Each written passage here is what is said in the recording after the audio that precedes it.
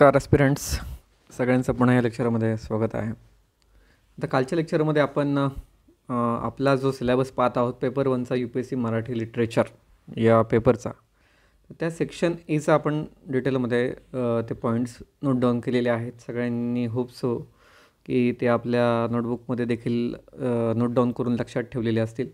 आता पुढच्या पार्टकडे येऊयात.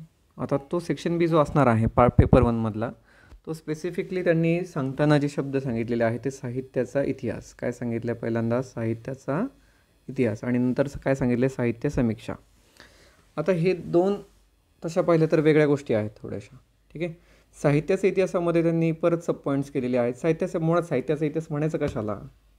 आता एखाद्या इतिहास हा शब्द बऱ्याच वेळा सगळ्यांनी ऐकला. इतिहासाचा अभ्यास करताना काय करतो रे आपण कालखंड पडतो. लगेच आपण प्राचीन इतिहास, मध्ययुगीन इतिहास, आधुनिक इतिहास, मॉडर्न इंडिया आहे की नाही, या सगळ्याला कालानुक्रमामध्ये डिवाईड करतो, काळानुसार त्यांना विभाजित करतो आणि मग त्यांच्यामध्ये बदल कसे होत गेले, त्या काळची जीवनपद्धती काय होती, त्या काळात लोक कसे राहत होते, त्या काळातला समाज काय कपडे घालत होता, काय अन्न खात होता, कसा राहत होता, या सगळ्या गोष्टींचा आपण इतिहास या संकल्पनेच्या अंतर्गत आपण अभ्यास केलेला आहे.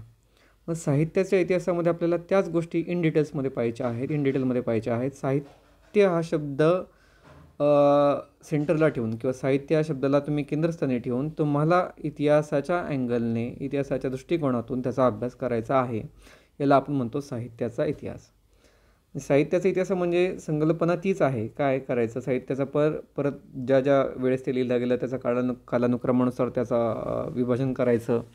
मग ऐतिहासिक दृष्टिकोनातून विचारलं तर गद्य आहे, पद्य आहे, कथा लिहिली, कादंबरी लिहिली. मग त्यांच्यामध्ये त्यांची सुरुवात कशी झाली, त्यांची उत्क्रांती कशी झाली, किंवा त्या काळातल्या लेखनावर तत्कालीन सामाजिक, सांस्कृतिक, राजकीय यासारख्या संदर्भांचा प्रभाव कसा पडला, किंवा त्यांचं एकमेकांशी काही साधर्म्य आहे का.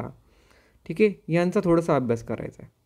बाकी म्हणजे तुम्ही फक्त हे नाही, आपण ढोबळ मनाने अभ्यास करताना काय करतो, हा पुस्तकाचं लेखक नाही, त्याची सुरुवात कुठून झाली, ते विचारप्रवाह कुठून तयार झाले, साहित्यामध्ये नवनवीन आपण कित्येक विचारप्रवाहांना वाटा करून दिलेल्या आहेत, तर त्यांचं विभाजन कसं झालं, त्या साहित्याची एखादी शैली आहे का, एखाद्या चळवळीचा किंवा एखाद्या तत्कालीन क्रांतीचा लेखनावर काही परिणाम झालेला आहे का.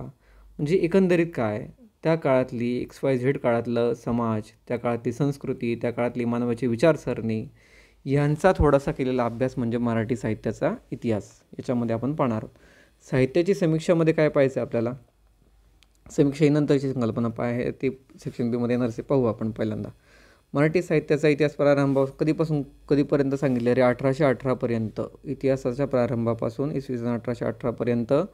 मग त्या काळात आता 1818 म्हणजे तुम्हाला कळालं ना की बाबा मराठ्यांचं राज्य आपण माहिती ज्या काळात संपलं, ज्या वर्षी संपलं, तो म्हणजे तो काळ होता 1818.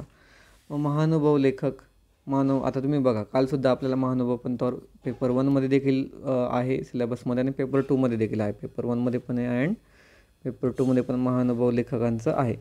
त्याच्यावर सरळ क्वेश्चन विचारलेला. 2025चं लेक्चर कोणी पाहिलेलं नसेल तर ते पहिलं जाऊन लेक्चर इन डिटेल पहा की क्वेश्चन पेपर UPSCने कशा पद्धतीने विचारलेला आहे, काय प्रश्न विचारलेले आहे, तर त्याच्यावरून तुम्हाला त्याचं जजमेंट येऊन जाईल.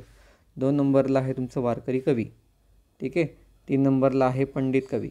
वारकरी आणि पंडित याच्यावर हमखास क्वेश्चन ठरलेला असतो. आणि शाहिरी आणि बखर साहित्य. आता हे सगळे पॉईंट आहेत का, सगळे हे जे पॉईंट आहेत ना, हे सगळे तुमचे YCMOUच्या पुस्तकांमध्ये तुम्हाला मिळून जातील. ठीक आहे. ह्याच्यासाठी देखील तुम्हाला काही एक्स्ट्रा करण्याची गरज लागणार नाही. जशीच्या तशी या पूर्ण एकेका पॉईंटवर एक डेडिकेटेड पुस्तकं आहे किंवा म्हणजे 123 अशी डिटेलमध्ये पुस्तकं तुम्हाला पाहायला मिळतील. आता पुढचं 1818पर्यंत पाहिलं, इतिहासाच्या सुरुवातीपासून ते 1818पर्यंत. आता पुढचा जो पोर्शन आहे तो कुठून कुठे विचारला आहे बघा, 1850 ते 1990पर्यंत. ठीक आहे. मग थोडंसं आता आपण आधुनिक तिकडे जातो आहे, हे की नाही. कारण आता हा जो कालखंड आहे, हा कसा कालखंड आहे की बाबा इथे आता परकीय सत्ता आपल्या भारत देशामध्ये स्थिर स्थावर व्हायला लागलेल्या आहेत. त्याच्यानंतर आपण मग आपल्याला पारतंत्र्याची जाणीव व्हायला लागलेली आहे. नंतर आपण स्वातंत्र्याकडे वळलेलो आहोत. ठीक आहे. आणि मग थोडंसं स्वातंत्र्योत्तर जो कालखंड आहे त्याच्यामध्ये मग व्यक्तिवाद वगैरे आहे की नाही, या गोष्टींना आपण थोडासा वाव दिलेला पाहायला मिळतो. मग या अनुषंगानेच आपल्याला तो अभ्यास करायचा आहे. मग त्यांनी काय म्हणलेलं आहे की कुठल्या कुठल्या विषय संदर्भांसहित करायचं आहे. मग कविता, त्या अनुषंगाने कविता कशा विकसित होत गेल्या, कथासाहित्यामध्ये काय येतं, कादंबरी पण येते आणि लघुकथा पण येतात. शॉर्ट स्टोरी ज्याला आपण म्हणतो, कादंबरी म्हणजे नॉवेल्स आहे की नाही, आपण बरेचसे पाहतो. नाटक पण त्याच्यामध्ये पाहायचं आहे. तर यांचे साहित्य प्रवाह आणि चळवळी कशा विकसित होत गेल्या. मग त्याच्यामध्ये रोमॅन्टिक साहित्य असेल, वास्तववादी असेल, आधुनिकतावादी असेल, दलित साहित्य असेल, ग्रामीण साहित्य असेल, स्त्रीवादी साहित्य असेल, या सगळ्यांचा देखील तुमच्या सिलेबसमध्ये यांच्या सिलेबसमध्ये ते सेम पॉईंट्स तुम्हाला पाहायला मिळतील. म्हणून पेपर 1साठी ही संदर्भ पुस्तकं आपल्याला महत्त्वाची ठरतील. ओके, आपण ते घेणारच आहोत, पण एक संदर्भ म्हणून तुम्हाला मी सांगतो आहे. आणि आता शेवटचं जे आहे ते तुम्हाला काय सांगतं, आता इथं चुकलेलं आहे थोडंसं स्लाईड तयार करताना.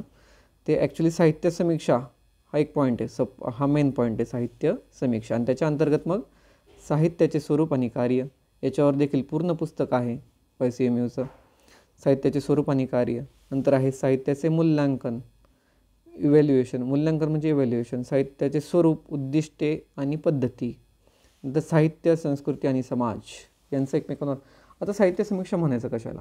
साहित्य समीक्षा हा शब्द कित्येक लोकांनी पहिल्यांदा ऐकलेला असेल. साहित्य समीक्षा म्हणजे काय नाही, मी तुमच्यासमोर एखादं पुस्तक ठेवलं आणि ते पुस्तक ठेवल्यानंतर तुम्हाला विचारलं की या पुस्तकामध्ये चांगलं काय आहे, वाईट काय आहे, या पुस्तकातून तुम्हाला लेखकाबद्दल काय तुमचं मत तयार होतं, की या पुस्तकामधून तुम्हाला जर विचारलं की या पुस्तकाचा आणि तत्कालीन सामाजिक सांस्कृतिक संदर्भाचा कसा उपयोग झालेला आहे, तत्कालीन गोष्टींचा त्याच्यावर कसा प्रभाव पडलेला आहे. म्हणजे एखाद्या साहित्यकृतीचं परीक्षण करायचं, त्याचा अर्थ आपल्या पद्धतीने, आपल्या वैचारिक याच्यातून त्याचा मार्ग काढायचा आणि त्यातले गुण काय आहे, त्याच्यातले दोष काय आहेत, हे सांगून त्याचं मूल्यांकन करायचं म्हणजे साहित्य समीक्षा.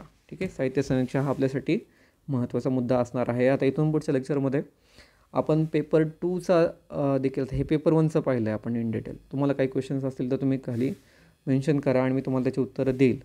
आता आपण पुढच्या लेक्चरला पेपर 2चा जो ॲक्च्युअल जो सिलेबस आहे, पेपर 1मध्ये जरा ढोबळ आहे, ग्रॉस आहे. पेपर 2मध्ये तुम्हाला पुस्तकं आहेत, लेखक आहेत आणि त्याच्यावर तुम्हाला हे सगळे समीक्षा जी आहे ना, त्याच्यावर तुम्हाला रसास्वादला बरेचसे क्वेश्चन्स डिटेलमध्ये विचारतात.